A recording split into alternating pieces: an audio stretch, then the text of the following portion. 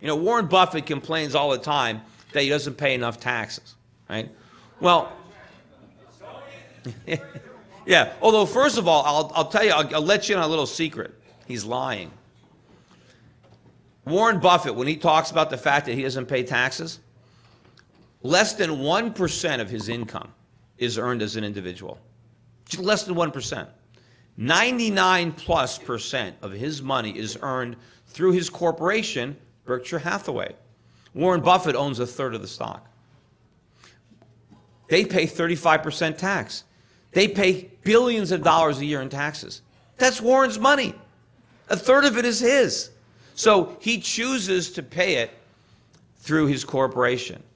And of course, if the corporation does pay a dividend to Warren Buffett, he pays another 15% tax on that. So his real tax rate is 50%. So when he says he's only paying 15%, he's paying less than his secretary, he's lying. And in fact, when he says he wants to pay more taxes, he's lying about that too. Warren Buffett pays himself a salary of $500,000 a year. That's less than the salary I pay myself. He's a billionaire. I'm not. Why does Warren Buffett work so cheap? Because he doesn't want to pay the taxes. You see, if Warren Buffett paid himself a big salary, he would have to pay a lot of money in taxes on it, like I do. He would have to pay 35% federal, and he'd have to pay I'm not sure what the taxes are in Omaha, but he'd have to pay those. He'd have to pay the Medicare tax, right? All those taxes. So he doesn't do that. He leaves it in the company where he owns a third of it. And get this, he's actually a lot smarter. Berkshire Hathaway trades at 20 times earnings. That's the PE. So every dollar that Warren Buffett doesn't pay himself in salary adds $20 to the value of Berkshire Hathaway stock. Now, if he owns a third of it, that's $7 for Warren. So if he doesn't pay himself a dollar, he's $7 richer. And now when he sells that stock, guess what his tax rate is? 15%. Right? So Warren Buffett is going out of his way to arrange his income to minimize his taxes.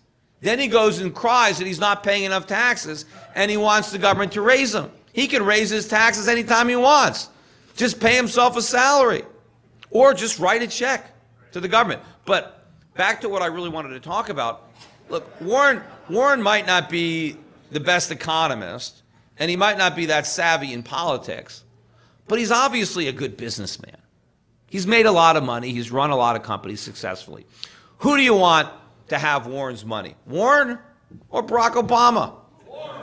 I mean, what is he going to do with it? Put more money into another Solyndra? You think Warren Buffett would have bought Solyndra stock?